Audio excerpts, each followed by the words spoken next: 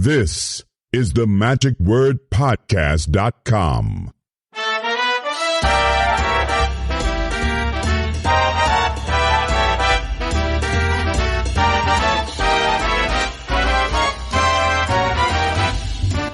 Hello, this is Scott Wells for the magicwordpodcast.com, and we are about to take my magic carpet, Southwest Airlines, on the way to Burbank, California. Yeah, I know that's a little ways away. Actually, it's a long ways away from the Queen Mary there in Long Beach. I could fly straight into Long Beach, but I'm going to be staying in LA for about 10 days or longer, almost about 2 weeks, roughly, and I'm going to be attending the this week, today, tomorrow, and Thursday will be the Magic Collectors Expo there on the Queen Mary. And I'm excited about that. And then I'm going to hang around for a few more days, go to the castle, hopefully get a chance to chat with a few people to record some upcoming episodes, and then going to be hanging around for the Magic Castle Awards, the Academy Magical Arts Awards ceremony that's going to be on Friday the 17th. So that way I will report from there on the award ceremony. That should be just a lot of fun, where I'll be receiving a special fellowship award. I'm so thankful for that. Anyhow, I wanted to let you know I'm here. Unfortunately, again, I'm in Austin, which means there's no Dunkin' Donuts here. In fact, I can't find really a donut place that has what I want or like, and I'm going to have to find a Starbucks. I'm still trying to find my way around since I have moved to Austin. Part of the problem is it's a long way from where I used to live in Houston near the airport. It was only about 20 minutes away from me there. Now it's well over an hour away with no traffic. So anyhow, got to get used to that then as well. But I'm really, again, looking forward to the Collectors Expo. I reported on that for the last several years. I've been attending that. Bill Smith puts together a really great lineup. And I know this year that Lance Rich, as in the past, has given some great presentations. And he's got something planned for us here this year then as well as some other people who are going to be giving some presentations. Looking forward to seeing a lot of my friends I only really see at this particular convention, like Charles Green III and some others. So we'll have a chance to chat with them. Anyhow, I'm going to be reporting on today's activities, which don't begin until about 4 o'clock. By the time that I get into Burbank, it's about 2 o'clock, and then it's going to be probably about a 2-hour drive to get down to Long Beach from there, just because of L.A. traffic, and it's on the south side of L.A., and plus it's L.A., bad traffic.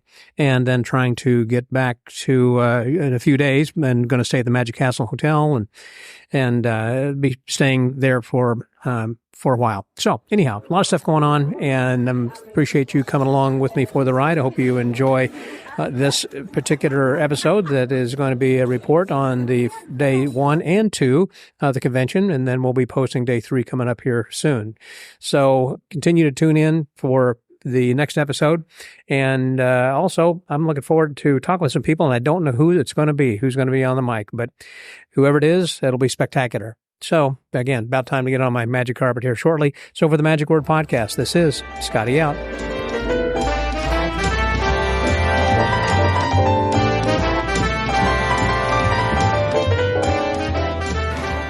The convention has begun, and actually we are pretty much finished with most of the activities here for the day, or for the evening. It started this afternoon at 4 o'clock. I was running a little bit late because of traffic. By the time that I got from the airport to here, it was a couple-hour drive from Burbank to Long Beach. As you know, Dana, it's a long way. And so I missed the first talk this afternoon. I guess it was with Mike Caveney. We'll talk a little bit about that, but first of all, I wanted to chat with my friend and yours, Dana Daniels, who is here, and he gave a nice talk about Disneyland. Hello, Dana. Hello, Scott. It's great to see you again. And that was a really interesting thing. You had talked on our podcast last time about some of the stories and everything. Yeah. But you gave some more insight. I thought it was pretty funny. Some interesting stories there. Yeah, I have a lot of stories. I was there, on and off 19 years and started out as a character in a character department when I was in high school. And so played all the tall ones, you said. All the tall ones. The Bears, Goofy, Tigger, Captain Hook, and Big Bad Wolf, and just had a lot of, I try to remember all the funny stories. I, would write them down. And have you thought about putting together a book or a booklet or a lecture? I got to do that. Everyone asks me I should put a book together. So maybe that'll happen. After all those years, there's got to be a lot of stuff. Yeah. So, and then, the whole time in the character department, I wanted to be a magician in the park, but they didn't have magicians. And so I was constantly trying to convince them of that. And saw Wally Bogue in the horseshoe, and I said, well, that was the closest thing to a magician. So I thought, I want to be that guy. And then so I kind of talked about how I got that gig. After Wally retired, they hired a guy, and I became his understudy. But I used to sneak magic tricks on set and do them as Goofy, and they would tell me, that's great, but don't do it because the other Goofies can't do that, And I thought that was a funny story also you were sharing here when you were a bear and you were taking a break. Baloo the bear from Jungle Book, and I snuck out in the Jungle Cruise where the lions eat the zebras, and I hid behind a tree, and then when the boat come out, I sneak out, and I would put my arm in the lion's mouth and act like I was getting eaten up, and then the captains would crack up, and then one of them came by and shot me 5 times with a blank gun, and so I rolled around the ground, and I thought, I am so fired, because I wasn't supposed to be out there. This was just on your break. This was on my break, yeah. I just did a half-hour set. I came up, and I went, what's up here? Go up there. Oh, let's play here. Was there for 30 minutes. Then I was like, I have to get back on set for my next. So I was in that costume for 90 minutes straight. And let me tell you, it's not air conditioned. But I had a blast. I thought I was going to get fired. And I never did. I don't think the captains said anything. But your boss said something to you. Well, the boss, my lead, he saw me when I came out, and I had dirt all over me. My head is like about a foot above the Baloo head. I'm looking out through the neck, and so but apparently, because I rolled on the ground because I got shot, I had dirt all over me, and he was like, what happened to you? And I'm like, I don't know. And, I made up something. And the captains never reported you? No, I think they just had a blast. It was something different from what they're used to, and so... Well, see, now those kinds of stories and things that you had lived and witnessed. Yeah. And if also you got a lot of friends who are still around and young enough to tell these kinds of stories, so it would not just be Dana Daniels stories, but there'll be other guys who will say, I used to be stuck by kids with pins. Oh, whatever, no. There's tons of good character stories and stuff like that. Yeah. I mean, if Disney would let that book be written. They don't like that. That's what I thought. Yeah, they don't. They don't like you posting pictures of you with your head off online, although I have. Because I'm not there. They can't fire me. But if you worked there and did that, you're fired. You're out. Yeah. But there was no internet when I was doing it. Yeah. And you weren't supposed to talk either as a character, right? You were not. If you're in a costume, like if you're a face character, Snow White, Alice, they can talk, of course, but if you're in the costume, you're not allowed to talk. And that apparently in the early years they did. But then they changed it because one of the original Mickey Mouse guys was a guy named Paul Castle. Walt Disney hired him. And Paul had a voice like this. Nothing like Mickey. And he could not do a Mickey Mouse voice. So apparently he'd be out there. They go, hi, Mickey. And he goes, hey, how you doing? And so they just kind of said, okay, no one can talk. Yeah. But I used to do private events. They would send me out in private events. And then I go to a hospital. I could go on my own time if I wanted to with some other characters. Yeah. We could check out the costumes and go to Chalk Hospital and visit the kids. But not on behalf of Disney. This was just on your own. No, it was because, I didn't get paid. But it was on behalf of Disney. Yeah. But it was just like, we just explained what we're going to do. Just a donation. And they had they would send a lead with us and all that. I see. Make sure we're not, walking around downtown wearing this, Goofy costume. So, but I would do magic tricks as Goofy. I put a whole magic show together, and I would do it for Chalk Hospital as Goofy. And then I asked my lead, I said, can I talk as Goofy? Because I did a pretty decent Goofy voice. And they said, yeah, here you can. So I did a whole magic show talking as Goofy, doing tricks. Can you still do Goofy? Listen to me here. Oh, boy. Hi, kids. Hi, Mickey. That is pretty good. Yeah. I like it. I haven't done that in a long time. So, did you ever put together a magic book? I mean, like Goofy tricks or something? No. That would be kind of a cool thing, be a Disney magic kind of a book that the characters that Goofy and others could. Well, Disney marketing probably would do something like that. That's true. That's true. Well, speaking of marketing, of course, now you got the Wally Bogue book. Is this a new thing, or tell me about it? No, well, this came out when Wally was still alive in his final years. A guy named Gene Sands helped him write this, and it's his life story. It's called Wally Bogue, the Crown Prince of Disneyland. Clown Prince of Disneyland. And it's a great book. And I remember the last time that we talked, you were saying that how much he had influenced Steve Martin. with his balloons and comedy. Steve Martin, he worked at Disneyland when he was 10 years old, selling maps at the front gate because he lived in Garden Grove. Okay. And then later on, when he got a little older, worked in the magic shop. And his dream was to work in the Golden Horseshoe, to be Wally Bogue, his understudy. And I think he tells a story of that. In fact, when Wally passed away, we had a big celebration of life for Wally at the park. And Steve couldn't be there. He wanted to be, but he sent in a video and he talked about how when he was 10 years old and he would watch Wally over and over and over again. He knew every line, every punchline, and he knew the timing. And he just hoped that one day, this is what he said, I was just wishing one day they would say, our comedian has a cold and he can't go on. Is there a 10-year-old boy out there who can come up on stage and fill in, so I worked Milt Larson's club out in Malibu? No, it's in Santa Monica. Santa Monica. Yeah, before it closed. It was just before COVID. And when did that ever reopen, by the way? No, it never did. Okay. Sorry, another subject. When I got there, Milt said, Steve Martin's coming in tonight. Apparently he lives in Santa Monica area. And I was like, really? Okay. And then so I did the show. And then afterwards, he stuck around and he talked to me, and he actually wrote a joke for me for one of my tricks, a punchline. And it was great. So I still use it today.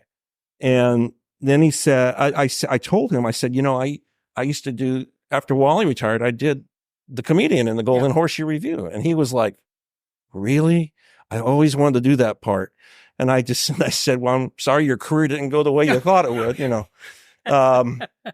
And then he started going, did you do this joke? Did you do that joke? All of Wally's jokes. He still does. And I go, yeah, I did that joke. I didn't do that one. And because I did a lot of my own stuff too, but it was a nice, make a little connection with him on that, and he got a big kick out of that. That is pretty cool. I. Yeah. Well, it was a really interesting thing because we are here aboard the Queen Mary and we're near how far is Disneyland from here? Probably about 10 miles, 15 miles? No. It's probably about 30, 35 miles. Oh, that's further away than I thought. Yeah, okay. it's Anaheim. Yeah. Mm-hmm. I grew up here in Long Beach and made that drive many times. Did you ever think about joining the Mystics? Really? Tell me more about them. Yeah, what's the dues? Which is another thing I understand. They're going to be reprising the Mystics Act here. We're going to do a little Mystic show. I believe it's is it tomorrow night or Thursday night? Well, the cool thing was, as I recall, I was at the 1986 IBM convention that was here on board. Yeah. And I saw that show. Now, was that the one when Michael Weber was doing in the ballet and the tutu, or was that a different show? You know what? I don't remember what we did. I think I was in that show as well. Was our show here in the Queen Mary? I thought it was over at the convention center. It was at the convention center. Yeah. It was, I'm saying here. Yeah, it was Randy Pryor and Michael Weber did the two. I'm pretty sure they did it because that was their thing back then. Yeah. So, and it was hilarious. It was brilliant. Yeah. I'm hoping he'll do that again. Is Michael coming? I did it with Randy. We did a Mystic show in Las Vegas one year. Okay. For Magic Live. No, it wasn't Magic Live. It was for another convention, PCM convention or something like that. Or no. That was Magic Expo, or what was that called? And it was at the Trop, I think. Is that the thing that Craig put together?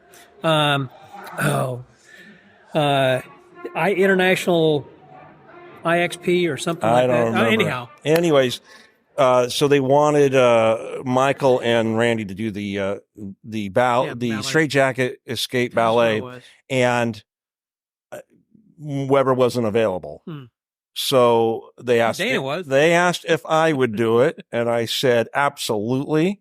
Yeah. And I have a whole new respect for that. Was so hard because they were doing real ballet dancing, and I.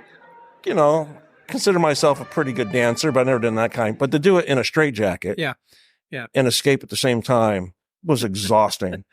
I'll bet that it was. And it was fun though. Yeah. So I did it.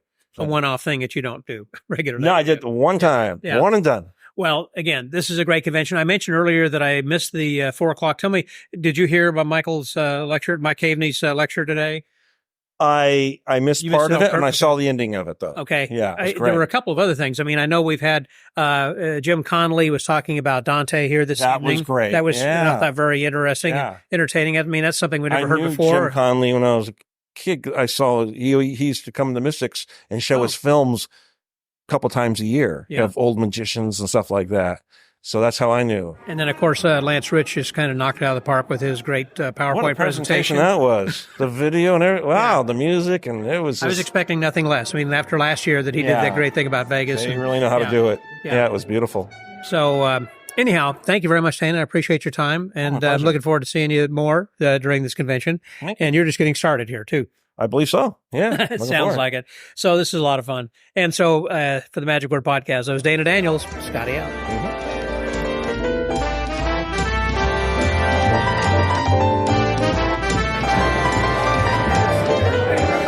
As expected, one of the talks that we had this evening was something that I knew was going to be fantastic, and it not only met, but again exceeded my great expectations, and that was Lance Rich, who I got with me right now. Hey, Lance. Hi, Scott.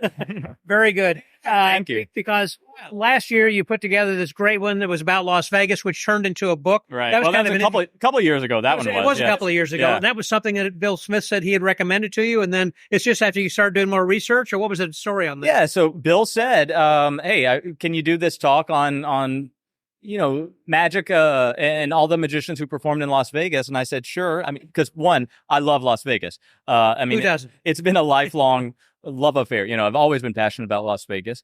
So he said that, and it grew into this talk that was very well received. That was in 2021, and because of that talk and all the research that had preceded that talk, Joshua J., who was in the audience, said, "Hey, can you do this?" Magi Fest. Well, no, he said, "Can you turn this into a book?" Oh, a book. Okay. Yeah, he said, "Can you turn it into a book?" And so it became Neon Dreams, and which I guess we launched it. We launched it officially at early really at Magic Live. Yeah. I spoke there, and we sold out of the stock we had there, and then we came back and we did a launch in November of last year, and it's just, I'm very proud of it, and it's gotten some great reviews so far. So the Genie review, that was pretty great. That was pretty great to be reviewed in Genie, and Favorably. positively. Yeah. Absolutely. Yeah.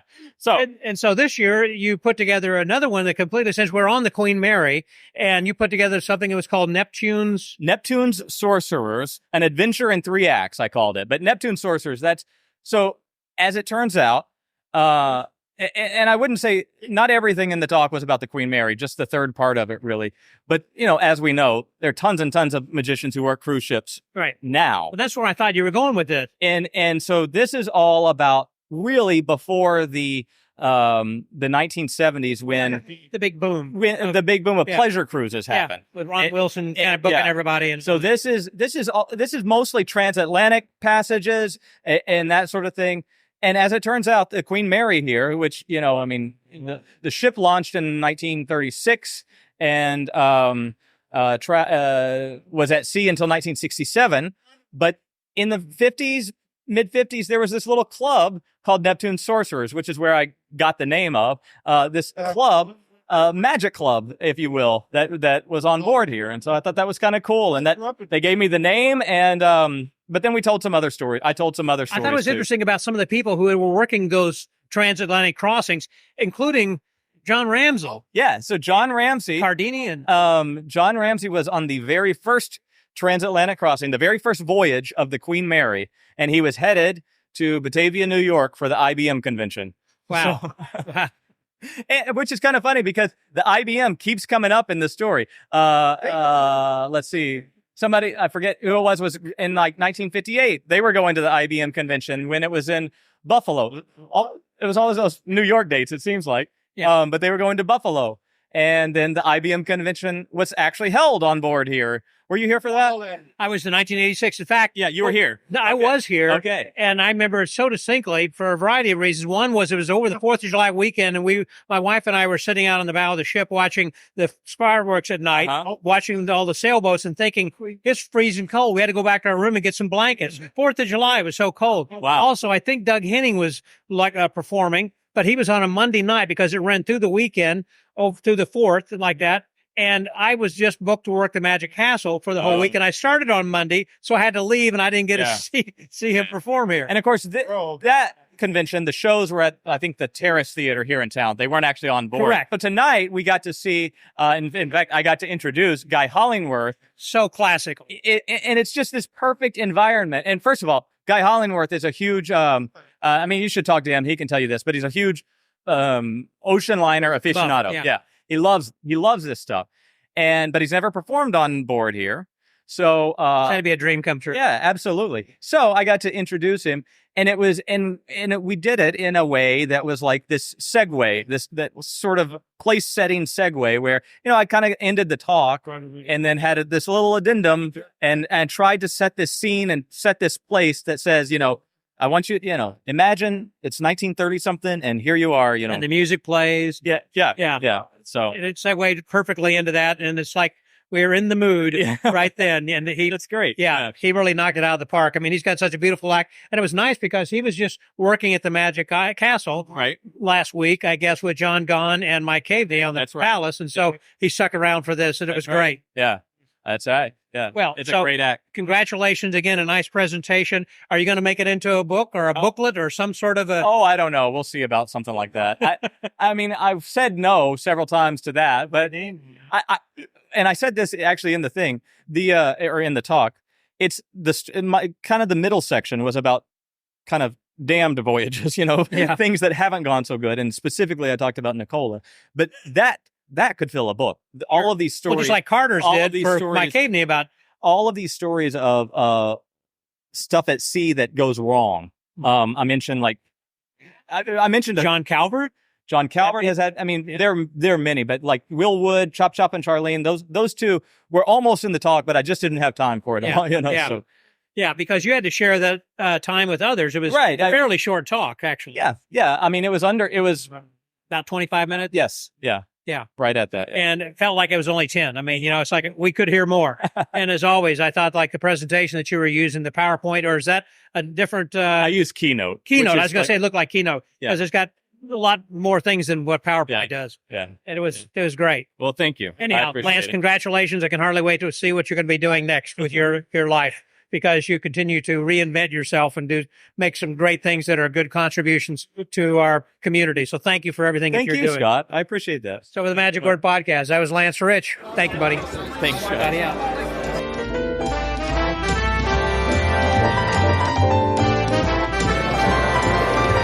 Well, we were talking with Dana Daniels a little bit earlier and also about the Long Beach Mystics, and I think it's important we kind of, at least I'm sure we're going to be talking to more than one or two here this week as we continue to go on. But one of the people I just ran into here in the dealer's room is Les Arnold, who was also a Long Beach Mystic back in the day. Hello, Les. That's right. I mean, hey, I joined the Mystics. Well, let's see. The club started in 1955, and I joined in 1959. So... Anyway, and there's at least a dozen guys here today that are all ex-Long Beach Mystics. And you also were a builder of a lot of the illusions that the guys used, right? Oh, yeah. So they came to you with ideas? Yeah, we put on shows, built the It's Amazing sign for our annual show and illusions. So all the equipment that I use, I build. Mm-hmm. Yeah. And so I understand that the Mystics are going to be doing kind of a reprise of what they did in '86. Well, some of it. Are you going to be doing anything? Yeah, I'll be on that show, and that's Thursday. Yeah. So now the difference then was, of course, that we went to a different theater, but here everything's going to be on board, basically. And again, back in '86, the IBM convention, we went to another theater nearby. But... Yeah, it was across the pond here on the mainland, and that's what is it? It's where the old auditorium used to be. It's a beautiful theater. It was. Those are Pacific Terrace Theater. We're here on the Queen Mary, which days gone by, things have changed. And the same thing like with conventions, particularly the IBM and others. What we used to, particularly in the IBM and the SAM also, love to have theatrical experiences. And so we would book these theaters, but it's got to be more and more expensive with busing people to the places, plus the union fees and everything else we have to pay for using theaters. And unfortunately, we just don't do that anymore.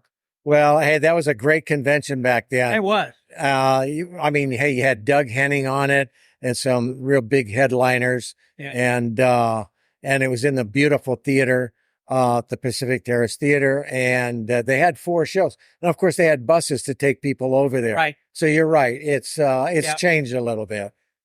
So are you still building anything, by the way? Occasionally, not currently right now. It's just having fun with the grandkids. They just like to keep your hand at it. I know. Yeah. You know how it gets. The older you get, you want to have a reason to get up. But sure. I don't have any projects, in the fires specifically. Yeah. I'd finished a few. Anything that you're going to be doing on TV anytime soon? Or? Well, we just, appeared, back east at, Hilton Head at Kerry Pollock's Magic and Comedy deal. It's a great little theater that he put together there, and that was wonderful. Was your granddaughter with you on that show or not? I thought I saw a picture of her on Facebook. Yeah, she did not perform. She went on the vacation. We made a vacation, took the whole family, and then Alex and I performed. So we had a great time. And he has a wonderful theater. If you get in that area, you got to go and see his show. It's really terrific. Well, I talked with Carrie last fall when we were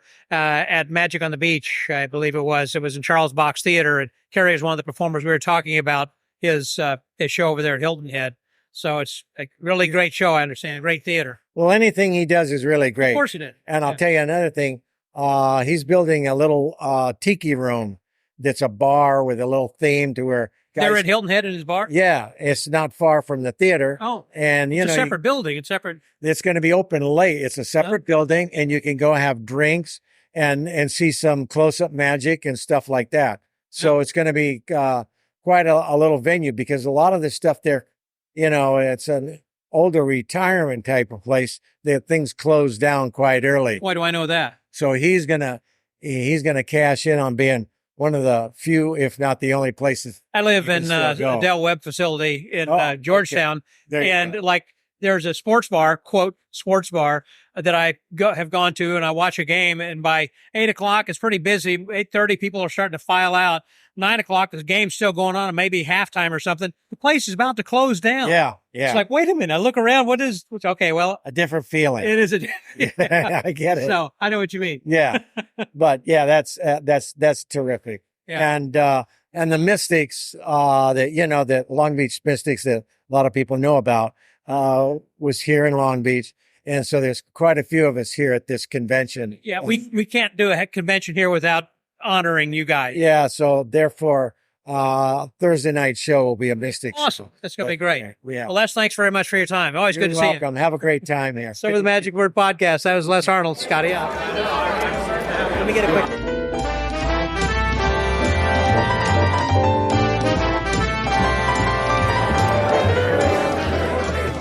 I mentioned earlier that I was delayed in getting here, and as a result, missed the 4 o'clock talks, I should say, because plural, we had more than one.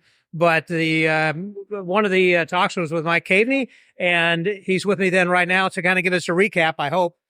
Hello, Mike. Hi, Scott. So here's what I talked about. Since we're not that far from my home in Pasadena, Bill asked me if I could bring down the greatest hits or a representative bunch of stuff from Egyptian Hall Museum. I said, sure. So tomorrow afternoon, I'm going to set up this museum, and I picked things that I think you can't see any place else on earth except at Egyptian Hall. Really rare stuff. So I realized that not everybody knows.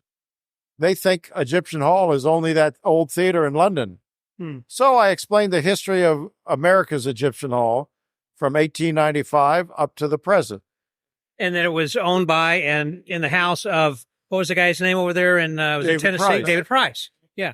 Yep. It was David Price that turned it into the largest collection of lithographs in the world. Yeah.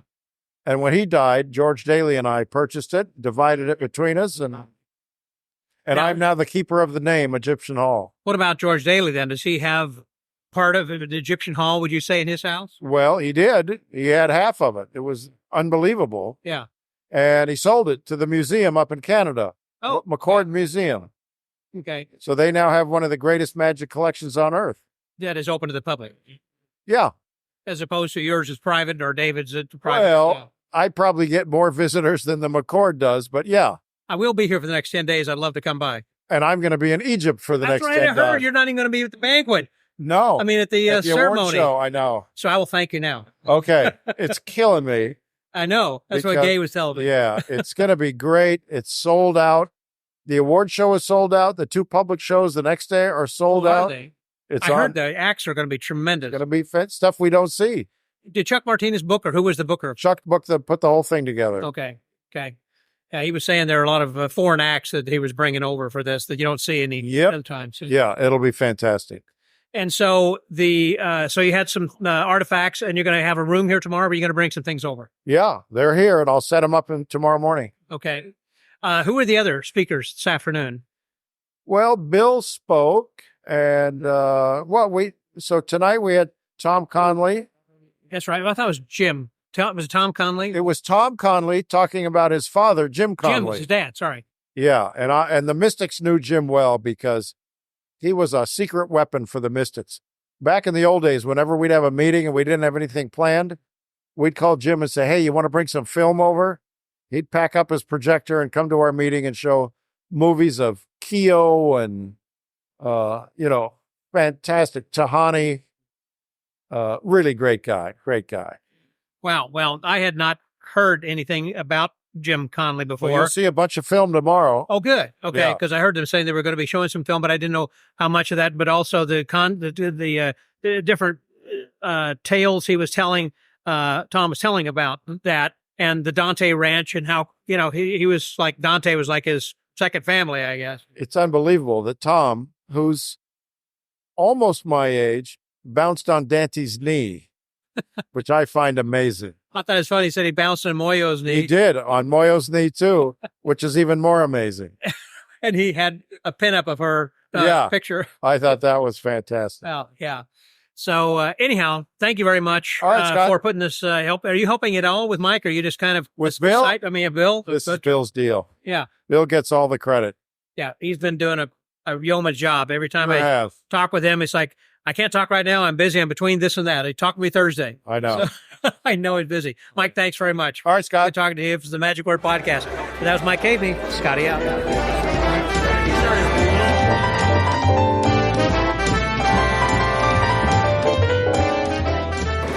We're now on the second day, and this is a full day, and a lot of stuff is going to be going on here this morning. In fact, sitting here at breakfast with a couple of guys we'll chat with in a second. But we were talking about how that Mike Caveney is not going to be available because he's going to be going to Egypt.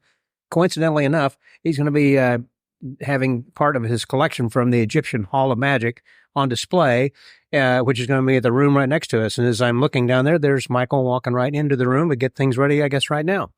But a couple of gentlemen I got with me right now are disparate from the standpoint of being so far apart geographically. In Houston, Texas, I've got a guy who is my fellow traveler. We just got back from France together, Mr. Dick Olson. Hey there, Dick. Good morning, Scotty. And another gentleman who I see all the time at magic conventions, all the major ones, it seems like. And he is, I just was referring to him this morning as the peripatetic. What I say? Now I'm tongue-tied. The peripatetic prestidigitator in areas, that's going to be then Peter Rodgers. So hello, Peter. How are you, Scott? Fantastic. So you guys have come from different parts of the world, and everything. And I do see you, Peter, again from time to time. And you're saying your next convention is going to be Magical. Or are you going to be going to the IBM convention? So The IBM first, and then a few weeks later, Magic Live, yes. I assume that you select conventions not only by their size, but also their closeness since you're going to be traveling so far. Yes, that's right. I try to get to Magic Live each year and whatever near that. And if I can make another trip, which is what I'm doing now. And you've come to this like about every year then also for the past several years. No, this is the first. Well, this is your first one of these. First one of these, first Magic Expo I've been to, yes. Wow. You've come to a good one over here because this is just ideal. This is cool. Now, you say you came on Monday, so you had a chance to kind of walk around the ship. I walked around the ship on Monday, explored it a bit. Probably missed half the good things, but, I did it on my own, so I just wandered around. Yeah. And did you go off campus or off site of the ship, or did you stay here the whole time? Or No, since I've been on the ship, that I haven't left the ship. Okay. I didn't know if you had a rental car or when did you fly into Long Beach or where'd you come in? No, I've been to the Magic Castle for 4 nights before. So okay, Magic Castle Hotel over there. Okay. So you got to see John Gahn and Guy Hollingworth and Mike Caveney on the stage. Yes, it was a great show. It was a spectacular show. Yeah. John doesn't perform there very often, and he was doing his Antonio, I believe. He did Antonio, and then he did an illusion at the end where the girl just vanished off on stage. What? What? Tell me about it. It was supposed to be the illusion that Houdini was doing in 1925, and they reconstructed it, and he performed it on the stage at the Magic Castle this last week. Wow. I don't know what it's called, but it was great illusion. Well, in the Palace of Mystery show, which included Guy Hollingworth and Mike Caveney, and who was the MC? The Mike MC? Mike Caveney MC'd it. Yeah. Did his juggling of the cup of coffee routine and his bow and arrow routine. Right. And Guy Hollingworth, I assume, did the routine he did here last evening. That was his manipulation. Did that act, yes, which is perfect for doing on the ship. Oh. But, he's been rehearsing it all week at the Magic Castle. Well, from what I understand, and talking to Lance Rich, that he was saying, because Lance got to MC the show, or I'd say the show, he was the only performer really last night. But as he was introducing him, he was saying, of course, this was something that was kind of a lifelong dream for him to be working on this particular cruise, because this, I think, was built in Scotland, and they were talking about how John Ramsey, I think, was the first performer that was coming over. Yes. That was an interesting bit of information that John Ramsey performed on this ship. It's amazing. Yeah. Especially because Andrew Galloway died only a week or two ago that wrote up all about John Ramsey. So that was interesting bit of information. Yeah, ironic timing on that. And it was, I'm sure, a fantastic show, the fact that those guys were together, and something is a little bit different. It's a little bit of comedy with Mike and the very classic magic then of what that guy was putting together, and then, of course, with what John Gahn was doing. And I haven't seen John here. I'm assuming he will, or did I see him? Yes, I did. He was at dinner last night. He was saw him across the room. There were a lot of people here. I think I've got a couple hundred people or so. Yeah, I think so. So you're going to be coming again in the future? Probably, yeah. Look, I'm very impressed this time. So if it's at the right time of year, I'll probably come. Well, we were talking earlier about when it was in Las Vegas, and that was a lot of fun. And Dick, the last year was in Cleveland, and the year before that, I believe, was in Las Vegas. I think actually the last year, the previous year was in Austin, and then Las Vegas was the year before that. Okay. So yeah, this is a great convention to come to really learn new things, and especially old things, especially old things. Yeah, see us old guys. Yeah, being that I was born and raised in Las Vegas, when Lance Rich did his presentation of Magic in Las Vegas in the Las Vegas Collectors thing, it was truly heartfelt to me to be able to hear that. So what did you think of his presentation last night? Oh, he knocked it out of the room for sure. Not only the facts that he provides and the fact that it's so well researched, but just the way he presents it, making it exciting and easy to listen to. So it was a highlight. Yeah, it was a highlight, and that was just the first night. We still got more to go. Yeah, we got a lot of good stuff coming yet to date. I'm kind of anxious to go and take a peek in the room right next to us over here to see what Mike has got for us. Me too. Knowing that it was going to be in Long Beach, I expected that we would see a lot more about the mystics, and I don't think we're going to be disappointed from what I think you're right. So far, it's interesting. Of the few people I've spoken with, 3 of them have been mystics. Yes, that's wonderful. So everybody's a mystic. Look around here; it seems like they are. Right. You have seen the Long Beach Mystics, I think, perform by Magic Live, and maybe a couple other times. So. Yes. Stan Allen likes to bring them along to Magic Live, and I'm sure they're going to be here. Yeah. Later on in the. Now, Dick and I were late getting here, and I know that Mike Caveney was a speaker yesterday. He did talk about the Egyptian Hall. Who else was on then yesterday afternoon? Do you recall, or what was it that we missed? Putting you on the spot here. Yeah, I'm too old for this. All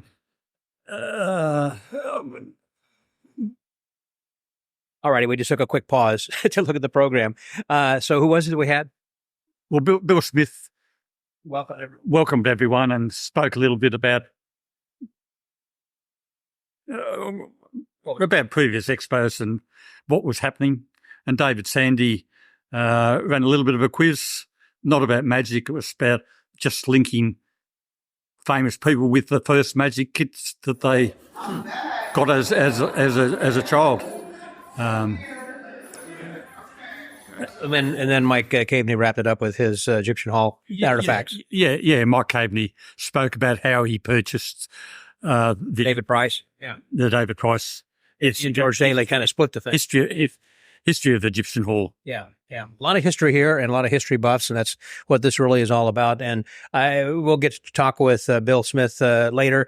Every year, whenever I talk with him, he always says, not right now, talk to me after it's over, because he is just running like a chicken with his head cut off until at the end when he can finally take a breath.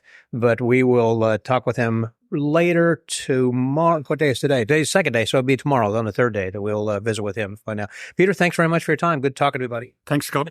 Look forward to seeing you throughout the rest of the convention, but also in Las Vegas. And Dick, you'll be going to Vegas as well. Absolutely, Scott. I can't wait. It's going to be a lot of fun, but this is something I just can hardly wait for each moment to happen. We live by moments, don't we? Absolutely. And we certainly have been able to share a few of them here in the last month. Yep, we have. We just got back from France together, and it was great. So for the Magic Word Podcast, that was Peter Rodgers and Dick Olson and Scotty out.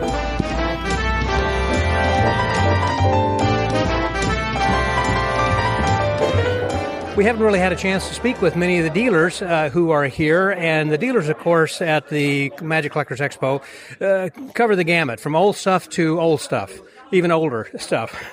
And most of the dealers themselves are older guys then too, and gals. And one of them is a longtime friend of mine who you've heard on the podcast many times in the past, and we've even done episodes with him back when we had the Houdini 2012, I think. Yeah, the seance, the official Houdini seance in 2012. That's right. Here he is, Arthur Moses. Hello, Arthur. Hi, welcome everybody. So, you are selling some stuff, and last year I got a couple of these stoppers, the Houdini stoppers, Right, which, I remember. by the way, I recommend for people if you, or even if you finish the whole bottle, it's still a cool little stopper that is essentially the bust head of Harry Houdini. Correct. You get them both in silver and bronze. Yes. And they're very inexpensive. What are they, like $20 or something? $30. $30. $30. So, since they're not here, people who are not here, if they want to order one, could they get one from you? Sure.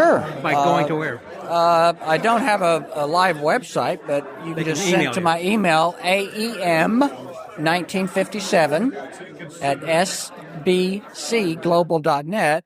$30 add, I don't know, if you're in the U.S., $5 for shipping. Yeah. You won't regret it. I do PayPal as well to that email address. In fact, I'm going to take a picture of the bottle and the stopper so you can kind of see what I'm talking about. Okay. And when you go to the website, I recommend you take a look at this if you have any interest at all. If you drink wine, and most of the people who listen to this podcast need to drink if you're listening to me.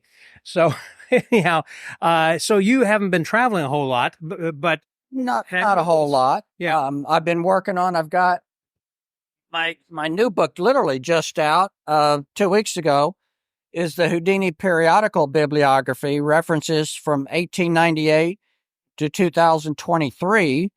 This is the third edition, Scott, and it's got over, if you're interested in research or you're looking for or wondering if a certain periodical, magazine, journal, newsletter, where would an article be? right.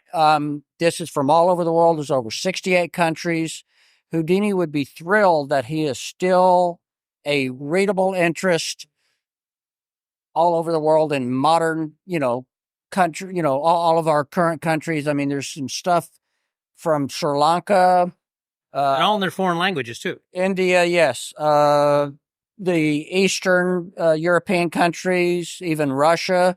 There was recently, a few years ago, a cover. He's on the cover of a Russian magazine. So he'd be thrilled. Houdini would be thrilled. So if you're needing to do any kind of research on Houdini at all, this is something you need to have. This is a good starting place. Absolutely. Yeah. It's a good starting place. And hopefully, I tease that researchers in 100 years will thank me for laying the groundwork of, hey, where was that article from? Or where would I need, what would I look for? And it's pretty hefty volume you got though. There it was about 200 pages or something. It is. It's like 201. Good for you. I'm good at estimating. I can estimate how many cards, and I'm going to guess your weight also. No. So not that show. Not that kind of show. It is. I was going to say, as far as I know, that the Conjuring Arts Center of Bill Kalush also is another good place to go for all kinds of stuff if you're wanting to do some research on that. But I know that whenever I'd visited your home on several occasions, and you have all of course, everything the Houdini, you're a major collector. And as I recall, correct me if I'm wrong, but you pretty much, if the word has Houdini in the book or in the text, you buy the book. To a certain extent. I mean, if a periodical or even a book, if there's just a paragraph, something short, no, I have to discount that and don't. I wondered at what point you stop, And it is in fact, in this book, there's a paragraph I say you have to allow for my self-imposed criteria. Sure. And prejudice. It's got to either be the only known citation of, let's say, a certain event that it would be of interest, but that really doesn't happen very often. It really doesn't come up that way.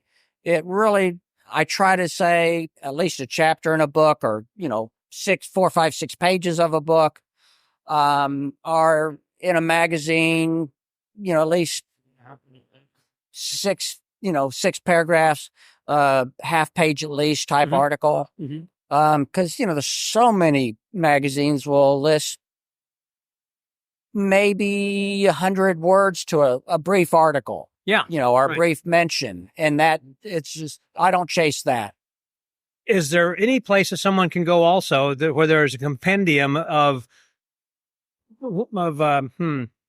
Houdini's been on television, in the movies and on film of different kinds, whether, again, I say movies, I mean like television, made for TV movies or whatever. Right. Is there some place that somebody can go? Now, yours is all just for the written literary, word. right. Is there something that's similar that people can John Cox's site, Wild About Houdini, would be a great online reference of, especially the Tony Curtis, and any of the other the obvious ones, but the other movies made for TV. Yeah. But there are references. I mean, just like and it would reference that if you put in search for Houdini movies on like his site, and then Joe Notaro, who I think it's I'm going to miss this one for you, Scott. Something evidence .com. I remember, Joe, when we were doing the seance, the Houdini official Houdini seance. Harry Houdini circumstantialevidence.com. Right. And now this site would certainly be very specific on the Houdini films, the Houdini acted films.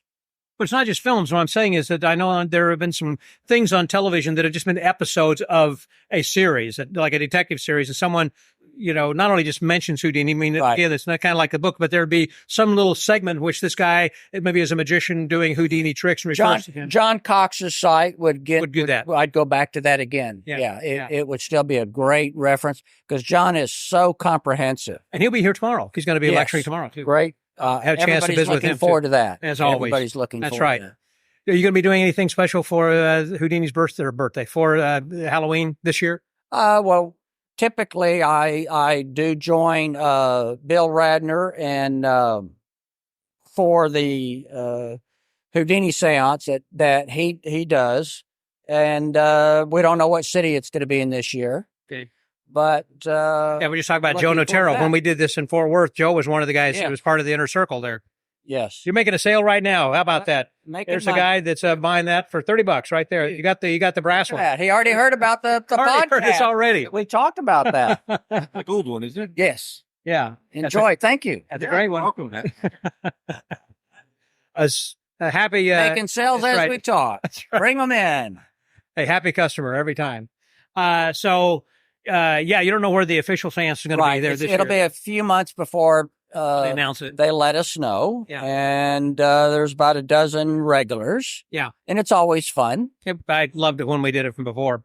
Well, there's Bill Smith. I know we want to talk with him then briefly. I'm going to let you go. Thanks very much. It's always good to talk with you, Arthur. Thank you, Look Scott. forward to seeing you back home. Great. So the Magic Word Podcast, Anytime. that was Arthur Moses, Scotty out.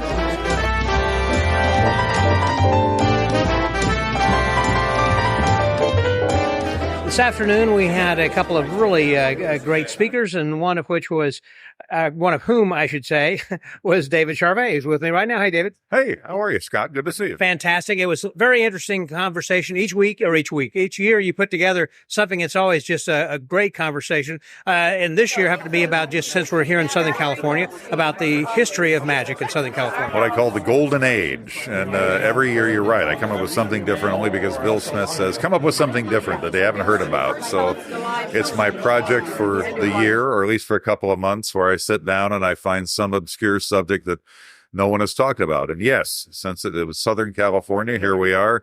Bill said, why don't you talk about the golden age of magic in Southern California? And what years did it come? Well, I cut it to only 70 years, 1893 to 1963, which basically brackets the era when Floyd Thayer of Thayer Magic came to California up to the time that the Magic Castle opened. So that's a big swath of time, and there's so much that happened. And I think people who don't live here, a lot of people don't understand how influential Southern California was in the world of magic and how it happened.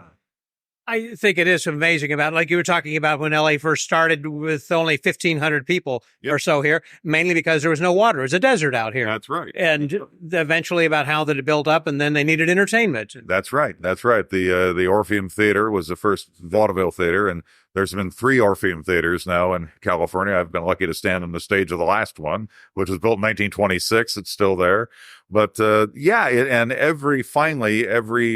the railroads came, every magician finally came to California. But people who lived here, like Harry Keller, who settled here after he retired, he never performed here. We're during his career. He just liked the area. Well, yeah, because kind of like Blackstone liked Colin. He decided this was. And Blackstone lived here too at the end. Dante had a ranch. Dante had a ranch out in Northridge, and yeah, so a lot of the pros. It was the weather. It was what attracts everybody to California is the weather. Yeah. And the celebrities. So there you go. But I thought it was interesting also, as far as you giving us the history of Thayer and Owens and how that all transpired. Yeah. I mean, it was interesting because Thayer, of course, came from Vermont, and we're talking early 1891. I mean, he and his father came out from Vermont, opened a wood shop, and started building novelties, not magic, but then they started building magic, and Floyd started building magic, and the Thayer magic, this great collectible magic we see now, was all created here in Los Angeles. And then I'm glad you brought in a lot of women who were early pioneers, one of which I did not know Del O'Dell had a magic shop. I'm probably the only one who didn't know that, but it was Abbott's, and go ahead. Yeah, she took over the old Abbott's magic shop, and it wasn't really that old. They built it and started it in the late 40s, and then she, in 53, she moved out from New York for the weather. And, of course, because television had started too, she had her own TV show, but she bought the Abbott's Magic Shop, turned it into the Del O'Dell Magic Shop, and she was a promoter, great promoter. And if you haven't read the book that Michael Claxton wrote about Del O'Dell, she was an amazing, amazing woman.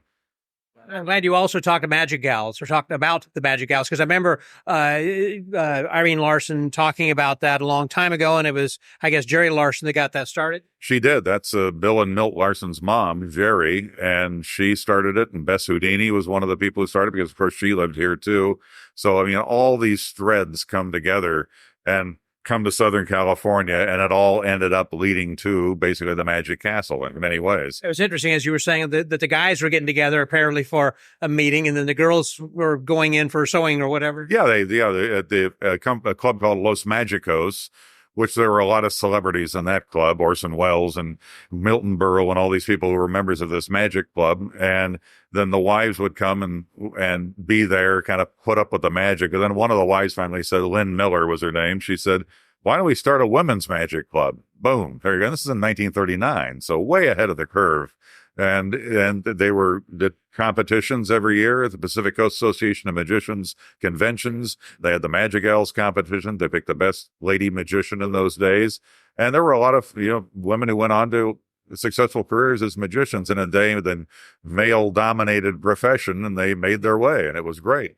And one of the last thing, and that was about Houdini coming out to visit. When you were talking about him, I was thinking you were going to say, I'm so inspired by the camaraderie of the club here. I think I want to start an organization which became the SAM, but that's not exactly what. No, the SAM started in 1902, and the Los Angeles Society of Magicians was in 1917. But Houdini was impressed by the camaraderie. I think it was the weather. Everybody liked the weather, and everybody felt better when it's sunny outside. So Houdini loved L.A. He lived here, of course, and worked here and made movies here. And it, was a part of his life. And then I say after he passed away, Bess moved out, and she lived here until she died, 1943. So the Houdinis really liked L.A. And, of course, everybody liked Bess and Harry both. And for those who might be interested, as we kind of wrap up over here, more information, you put all of that talk into a booklet, which is available now. Yes, I did. And how can people get a hold of that? Well, they can eventually. It will probably be on my website, charvetmagic.com, CHARVET Magic. And appropriately enough, it's called The Golden Age of Magic in Southern California, 1893 to 1963. And there we are. And it's going to be for a low, low price of only... Well, $15. Oh, I get the press plug in there. Thank you. I appreciate that. So people ought to check that out, because if you want to know a little bit more about the golden age of magic, and you believe now we're into a second age, golden age. Well, I think it started with the Magic Castle, the second golden age. It really did. And you had Mark Wilson on television down here in the early 60s, the Magic Castle. And that led to all these renewed interest in magic, Doug Henning and the Magic Show, all of these things that grew basically out of this Magic Castle was the start of the second golden age. Right.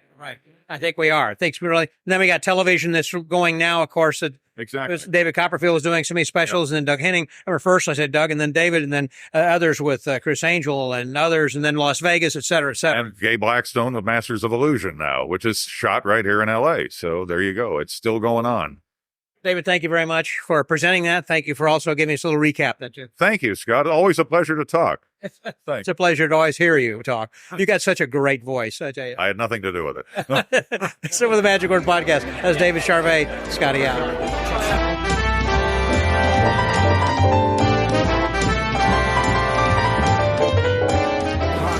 So this evening we had a couple of really excellent conversations, or talks, I guess. One was with Don Greenberg, who was talking about his relationship and his family's relationship then with Del Rey. And then Stan Allen did a one-on-one with Chuck Jones. And I've got Chuck with me right now. Hello, Chuck. Yeah, hi there. It was fantastic. Really interesting to hear a lot about your history and some things I didn't know about, that as far as working malls and some of the things that you had done, of course, on television. What was your character on TV? You were a jester? A court jester magician. But I didn't act like a court jester, but that was the costume. Yeah. It was supposed to be at the Magic Castle, but not the Magic Castle. Yeah. My Magic Castle. By the time I sold the show that I envisioned a year and a half before, I could no longer call it Magic Castle because the Hollywood Magic Castle opened with Milt. I never told Milt this story, by the way. Very funny. You'd never heard it before he passed. Yeah. Yeah. So that's the story. Some interesting things happened during the time I was doing that kids television show. I was up in my office in the studio one day, and a guy knocked at the door and came in. And he said, I'm going to be on a talk show tonight. It was Pamela Mason's talk show. And he said, I'm a magician. I just came in from Chicago. He said, can you tell me where the Magic Castle is? Which turns out the studio was on La Brea, and the Magic Castle was one block over, about a mile north and one block over. That person asking me where the Magic Castle was Al Goshman. Oh, okay. Who basically lived at the Magic Castle for the next 10 years, worked there, night after night after night. Well, how did he find you to ask you? Well, he knew that I had the kid show. Yes. And that I was a magician. So he sent you out. Then, okay. And this was the same studio that he was going to be interviewed at. I see what you're saying. Yes, of course. Yeah. So, kind of an interesting story. Yeah. So I introduced Al Goshman to the Magic Castle. Not that he didn't already know about it, yeah. but he didn't know how to get Where to it was, yeah. Kind of pointed him in the right direction, I Right, guess, so to right. speak. Well, a lot of the things that you have created and performed over the years and shows and things you've done, it's just amazing. And I know that congratulations on just celebrating your 60th anniversary with you and Jan. Yeah. That's great. And are you planning on taking any more tours? Are you going back? Are you going to be producing some for other magicians, or what are you doing? I may do that. I've been doing consulting and helping to direct a show that do you remember the name Cramian? Of course, I remember Sam Cramian. Yeah. So his son has produced a magic show. What is the name? I'm trying to think the name of it. Yeah, can't think of the name of it. And it involves song and dance and magic illusions. There's a little bit of a story, and there was a section that he wanted me to direct and teach the people how to do. He had a separate director for the singers and dancers and the talk right in between for the book part of the show. But so I consulted on that, and with AGT, a couple of performers that were on AGT 2 years ago and 3 years ago. So that kept me busy. And then I worked at Magic Castle, but in the smaller rooms, right? The parlor, and I used to do the full show in the bigger room palace, upstairs. Yeah, but not anymore. Well, I think that it's great. Well, I want to post. I want to sign him on here. Let's see. Okay. I have to take a break over here. Lance Burton's wanted to buy a poster over there from Chuck. Very difficult right now to get in to finish. I got this one. But anyhow, we're going to wrap up then and put this to bed. So this way that you kind of can get an idea of what this was all like for this first and second day. And then we will present then the third and final day tomorrow.